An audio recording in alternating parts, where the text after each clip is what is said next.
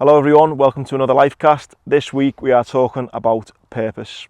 And on that note, I don't know whether to thank you or to punch you in the face, because thanks to your purpose, which has led to the Sido Foundation, has led to me finding a purpose in running across the Sahara Desert. So I feel great about myself now. I'm doing something good for the foundation. A lot of people are going to benefit. I'm sure when I'm running across the desert, I probably won't be as grateful. But I think it's a good thing to talk about, because it's something that I know it's probably one of your biggest drivers, is giving back, doing things for people. That's your purpose. I know definitely it is for me. Well, it's come at different times in my life. Sometimes I've been in a position to kind of really give back. Other times I focus on myself. Other times I'm giving back. From being friends with you, the one kind of thing that underpins everything I think I've seen you do is this kind of need to want to give back, which has recently seen the Sido Foundation come to actual light. Yeah. It's been an idea of yours for a while. Yeah. And we had the big Manchester ball in the Hilton, where a couple hundred, how much was it, 100 grand was it?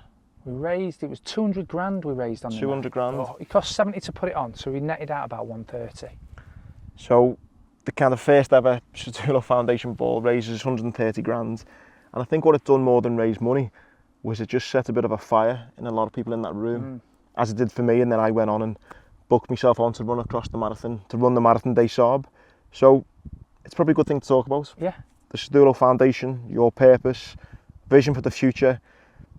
And what I'm hoping it will do for people who are listening and watching is hopefully light a fire within them and realise how good it can make you feel, how much it can benefit people, and just how important it is to have a purpose. So I'm immensely grateful for what you're doing for our foundation. I think it's a win-win situation, because I think you will be at your best, the best version of yourself, when you've got something to aim for. I think when we're aimless as individuals, problems creep in. And I think when you're on a clear pathway to do something, I think you get more confidence. I think you get more routine. I think off the back of routine, there's other things that, whether it's sleep or it becomes this snowball of benefits, opportunities, benefits, groundedness. So I think that. So the challenge you've took on, we'll talk about it in a minute, which is a hell of a challenge. And as I said on the last podcast, there's no chance I would be able to do it. But yeah, coming back to the foundation and that sense of purpose. It's funny, I was doing a talk yesterday at a sporting conference, and Gary Neville spoke, and I spoke with Jamie Jones, Buchanan, a rugby player. And a lot of what they were talking about was like that lack of purpose when a player retires. And you just see so often, if they don't make it in a Carragher or Neville way, it's very difficult for them to redefine who they are and what that purpose is. And I'm not going to name names, but you just see them time and time again go bankrupt, fall off the rails. A lot of them get divorced. A lot of players and professional athletes will get divorced after they retire, because they're all trying to reignite who they are, a bit like the Next 45 where we are today. It's the same thing, but probably slightly earlier. If you're a professional athlete. In business, I've seen people sell their business and fall off a cliff. And you'd think that they'd spent 15 years to get to the end goal, the end purpose of selling the business. You'd think that would be the most joyous celebration. And, I've had people ring me in the car and say, the money's hit my account. And I'm like, and what are you doing? And they're like, I'm parked up in a car park and I don't know what to do. And I'm like, well, that's better than let's find a repurpose for you, because I've seen others where they sold out and just took that energy that they had defined to that purpose and spent it elsewhere, but not in a positive way. And I've seen people crumble when they've sold the business, because they've got purpose. They've been so purposeful, and now they've lost it. And actually, people lose themselves when that happens. So for me, I've always thought I've definitely got that ability, because I'm an all or nothing person, as we talked about in the last podcast. So If I'm an all or nothing person, when we go for a drink, it won't be 2 pints. It'll be till they stop us drinking. Yeah. You know what I mean? Within reason, it'll be till they stop us drinking. I'll be last man standing. It's normally I get the last train back, and then at 2 a.m. I'm ringing a taxi from Manchester to Liverpool. Yeah. Because kind of everything's done all in. When you're at that point, you need to make sure you're purposed so that you're all in something positive. And that's what I try and do, coming back to the podcast last week that we did and that we talked about earlier. I might not have time off and might not switch off because I'm kind of all in on the next project, whether that's taking the kids for the weekend or taking my missus away, trying to do something with my mum or my dad. I try to do things that are all in, but at least I remain purposed. And the true reality of it is, Andy, is I got worried. 2 reasons. There's a personal reason why we're doing the foundation, and that is because I think you can achieve goals like I want to be on X amount of money, I want X a salary, I want X a business to do X amount of revenue, then another, and then another. You can achieve all them, and they're never enough. They're never enough. So you either just keep reinventing them, and then you start thinking, I can't be purposed by this, because every time I hit the goal, there's no self-satisfaction from doing it. It's a bit like getting a pay rise. You only really celebrate a pay rise for 1 or 2 months, then you're used to it, and then you move on. So I've always thought, what happens if Sido doesn't exist? Obviously my main business. And I thought I could quite easily see me training in the morning, earning my beer tokens, and then just drinking all afternoon. I could see that all day long, right? All day long. And that scared you? And that scared me and worried me. So I thought you have to have a purpose that's beyond that. You have to have a purpose that, or I do, I'm not saying everybody does. I have to have a purpose that's beyond that. I have to have a purpose that actually is unachievable. And it's unachievable to help people or help everyone. So that means you can just go about your purpose helping as many people as you can in life and never ever achieving your goal. Just constantly striving to help people. And you're never going to get close to achieving your goal. And it's an infinite purpose. So that's what I kind of redefined my way, was like, if I get in my mid-40s, not that the business is going to get sold, maybe ever, but certainly in any foreseeable future. But what happens at the point where something does happen, or I have to keep bringing partners in and I don't own as much of it anymore, the kids will grow up. At what point then where do you get repurposed so you don't fall off the wagon, like I see so many retired footballers early or business leaders when they sell up. So that was the personal side. The second side, that's a bit less about me and is about everybody else. It's about when we started Sido, we started with how can we give back to as many people as we can, and we bought in the first Christmas. Kids is a big thing for me. Kids is a big thing for me because it's not their choice. This is why I hate the idea of people disliking immigrants. I hate the idea of people saying close our borders. Just because you got born in an L postcode, you didn't choose that. Yeah. That's not your doing.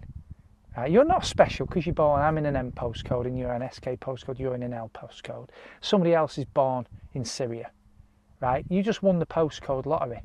And I hate, truthfully, and this might come across, it is what it is.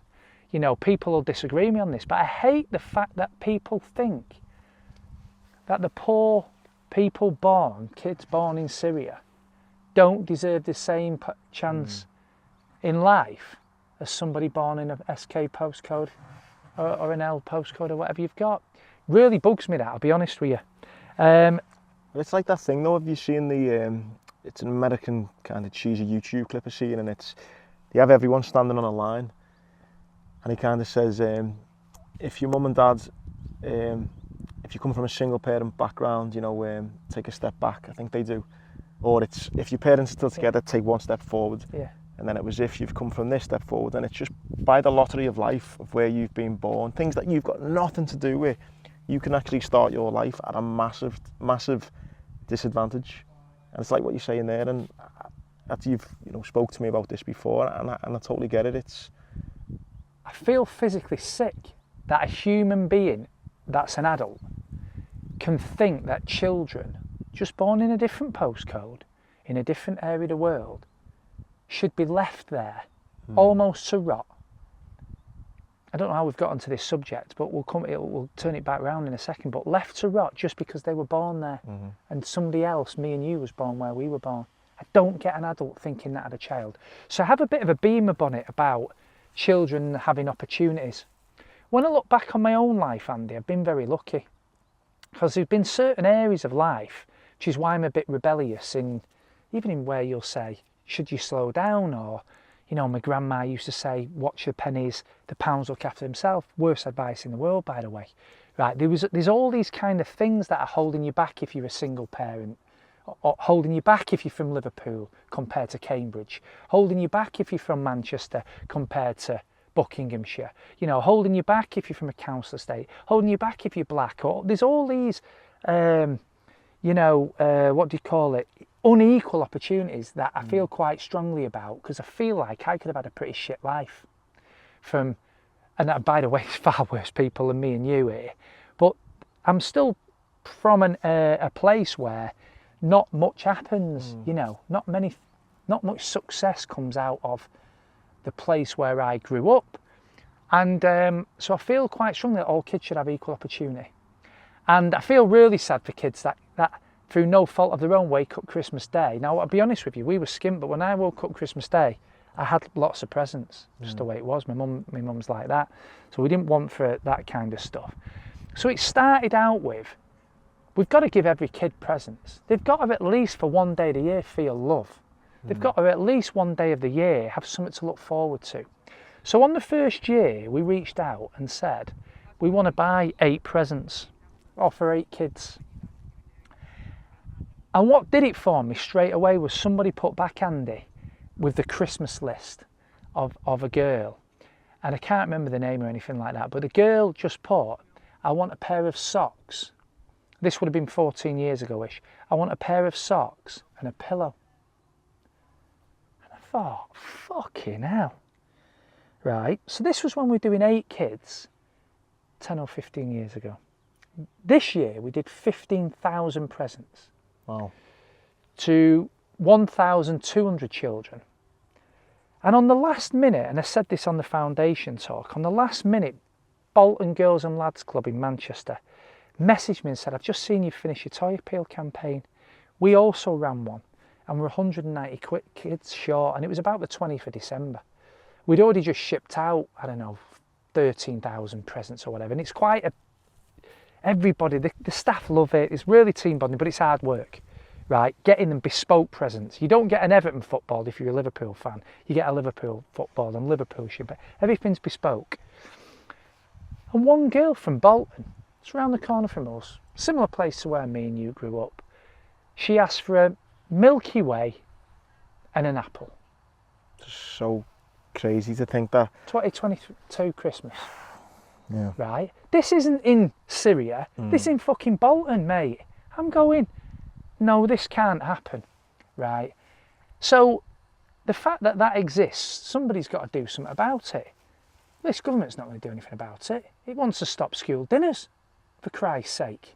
Right? There's only Marcus Rashford install kids getting fed over the summer. So this government is going to do nothing about it.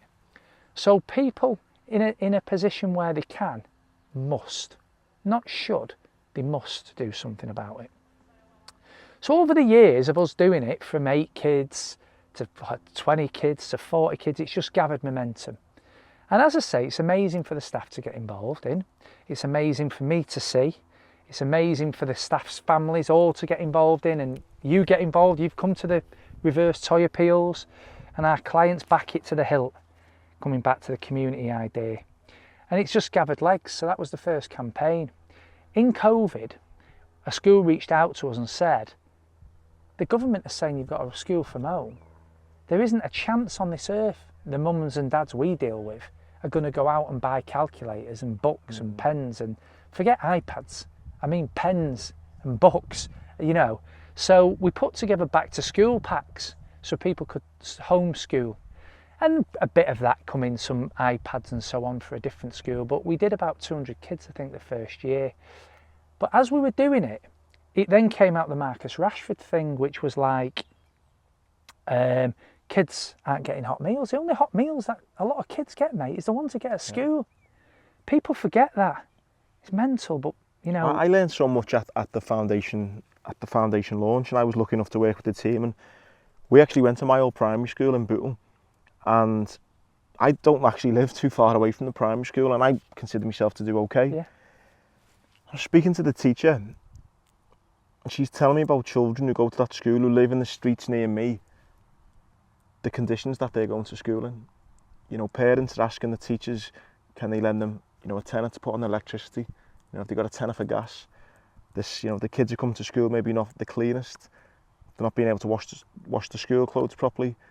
Some kids are having to get minibus drivers to come and pick them up because they live in shelters, and that's a school 2 minutes away from me that I went to. You know, this isn't like you say, we started off saying about kids in Syria. This is kids living in Liverpool, my city, are having these struggles. And like you say, the government aren't going to do anything.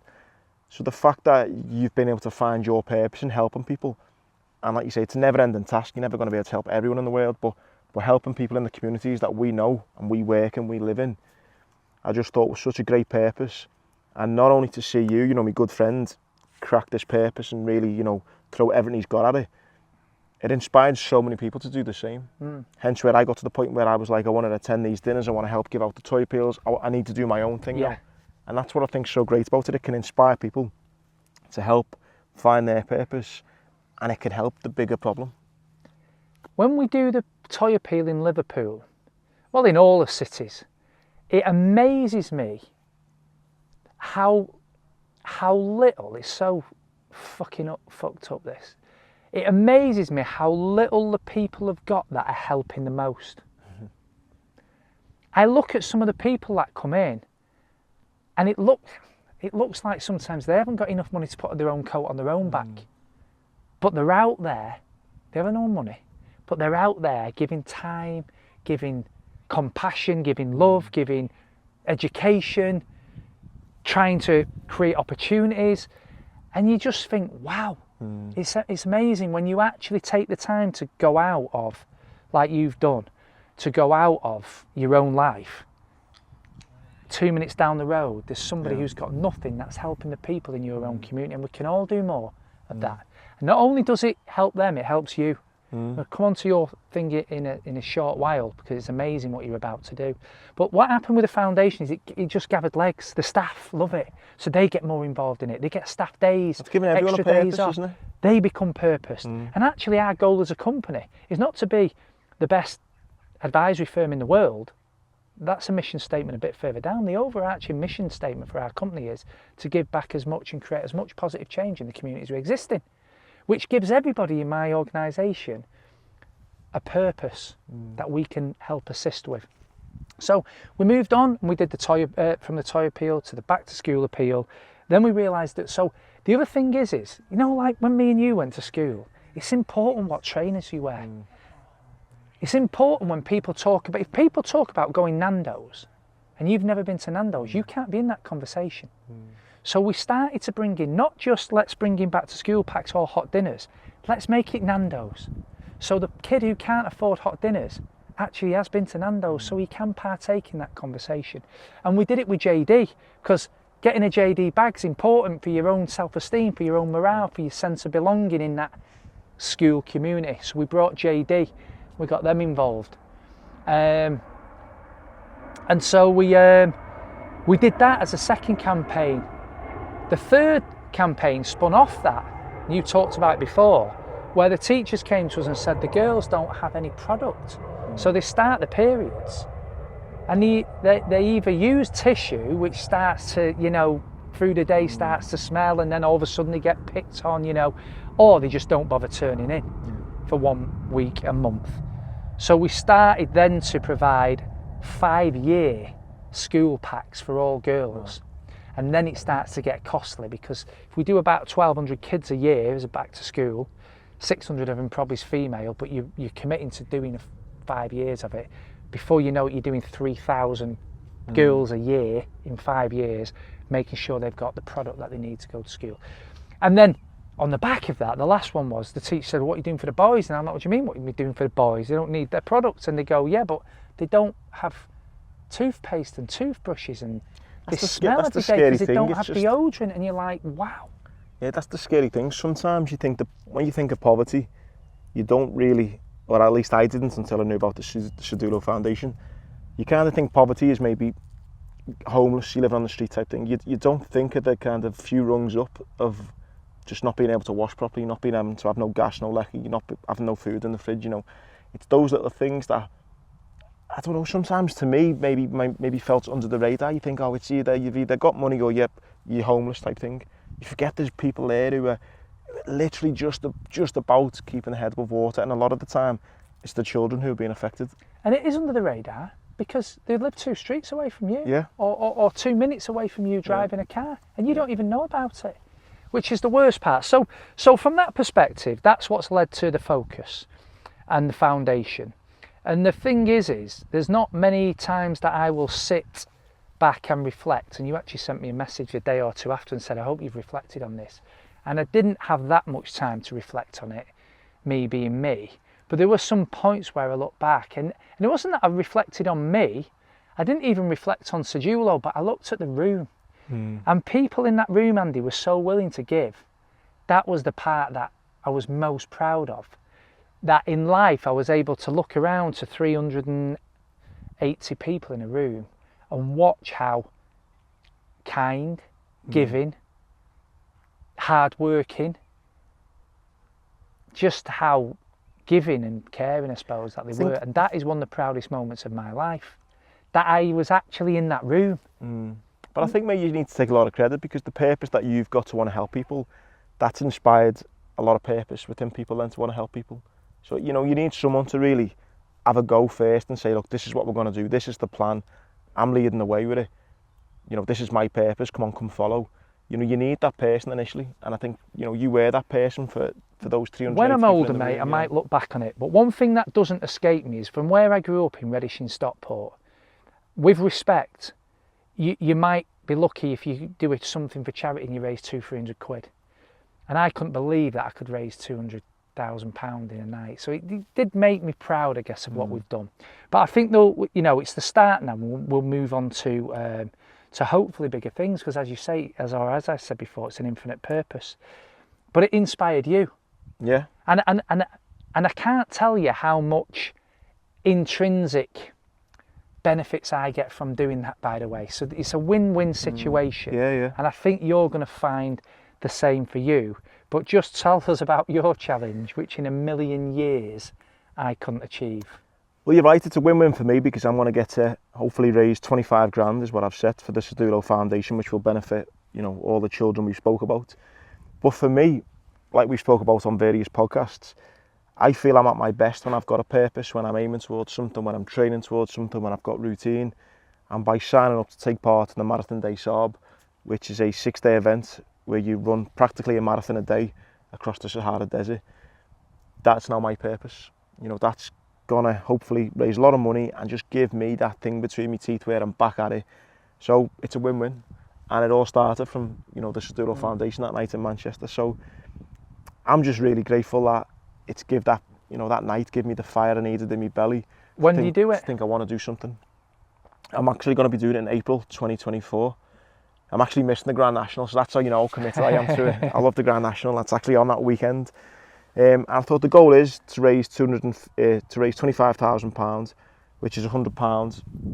£1,000 a kilometre, if you like. And I needed something big. I'm a little bit like you know, if you want to do something, I want to do something properly, and I didn't just want to jump out of a plane. I wanted to really push myself and hopefully do something where people can look at me and think, wow, you know, that's pretty impressive. I don't mind giving them 20 quid, you know, for it. Yeah. And that's why I wanted to talk about purpose on this, because I think by you having a purpose to want to help people, me being inspired by that and also wanting a purpose, hopefully people can then be inspired by me running across the desert, gives them a bit of purpose.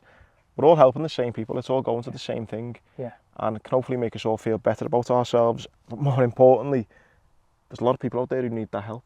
Yeah. 100%. I couldn't think of a better How purpose. have you found it? So how many, so the first step to a purpose, right, is defining what your purpose is, which you've done. The second step to it is you've got to take an action, haven't you? Yeah. So there was a time with me where I'd said, we've done enough of this charitable community stuff. We're going to do a ball. And that was a bit scary because I thought when we costed it up, we knew it was 70 grand for the ball. So it's like, okay, it's 70 grand and we've not sold the table. So this is going to be a bit hairy and a bit, you know, I don't know how this is going to go, but we're going to commit to the cost. So you have to make that commitment. We did that. Our commitment with the foundation in the end was just literally saying, we booked it, we're in, we're 70 grand in, off we go. Yours is, I'm now going to register to run. So that was your next step. But what was your immediate steps after that? Well, again, I'm going to blame you. I must have been still drunk from the night before because I woke up and I thought I need to do something more here. It's give me the bit between my teeth. I started figuring out challenges that I want to do. You know, I like me running. Looked at the marathon day Saab and it was 5 grand. And I'm umming and ahhing. 5 grand's a lot of money. And I thought, you know what? I'm just going to do it. And I just paid the 5 grand there and then. And I thought, that's it, I'm in. I've just spent 5 grand. I'm in. I need to start running. Yeah. So the great thing is, anyone who does, you know, raise money, donate money, it's going straight to the foundation. You know, I've paid the entry fee, and I was a bit like you know, book on Hilton, I'm in, and that's exactly what I've done. So in the stages you talk about, I think number 1, I was inspired by yourself and the Sido Foundation. Number 2, my commitment was, there's the money, I'm in now. And I think thirdly, which we've spoken about in the past, is accountability. I've kind of done a little bit of a Twitter thread where I'm talking about me days training. I'm noting down each run, and I know now where the challenge is. I know now what the training is that I've got to do, and it's just about now putting the work in. And I think what's great for me is the constant reminder is going to be just looking. You know, I'm around you guys all the time. I see what the Sido Foundation does, and I think that's going to be the constant reminders. We're going to have the Christmas appeal coming up, so it's not going to be hard for me to lose focus to see what the money you know, I'm raising is going to go into. And I think that's going to be the big inspiration for me going forward. Yeah. And so how have you found, like, obviously you've got back into trade. So you, was it about 4 or 5, maybe more, about 6 weeks ago that you registered? Something like that. And from your own benefits, what have you seen so far? Because I'm guessing you started training relatively quickly, or? Yeah. So just straight away, it's given me accountability again. We spoke about that in the past. You know, knowing now I'm running 3 or 4 times a week. So straight away, losing a little bit of weight, feeling a little bit fresher in myself. I'm sleeping better every night. I'm noticing myself eating better because I need to train better. I'm not drinking as much. So straight away, it's almost like this kind of selfish thing that you do, isn't it? You know, you're trying to do something for other people, but actually you benefit yourself for all the positive, you know, changes that you make. So yeah, training started just again slowly, 3-4 miles at a time at the moment, constantly ramping that up over the weeks and months. And then probably from about January, with 3 months to go, really start doing more specific training. Yeah. You know, throw a few mountains in there as well because it's over a lot of mountains. You're carrying kit on your back. You should do something today in this heat. This is like Sahara heat. What we're doing this now. We'll go for a run after this. But that's what I think is great about a purpose. You know, if you can have the right purpose where you're giving back, it can be self-fulfilling. It can almost be selfish as well. It can feel sometimes, because I'm thinking, I feel great about myself. I'm getting to go to run across the Sahara Desert. You know, everyone thinks I'm really cool doing it. It's great. And you're raising loads of money for charity. So it's a win-win for everyone, I think. And I can't wait. So thank you again for having your purpose. I think that's what one of the things I'd like to get across from this podcast, first of all, is what you've got to go through, right? You've got to define what it is. You've got to commit something to it, or you just don't do it. And then you've got to make yourself accountable. Once you do that, you're going to start to feel selfishly your own benefits. And that might be losing weight, or it might be more confidence, or whatever it might be. But, and as I talked about earlier, you know, the purpose, I think some people think you have to be there at a certain level before you can help anybody else. And I do understand that whole oxygen mask on a plane kind of scenario. I'm on board with that. But as I said earlier, all of us can do a little bit. Yeah. And that little bit, it doesn't half affect you in a positive way.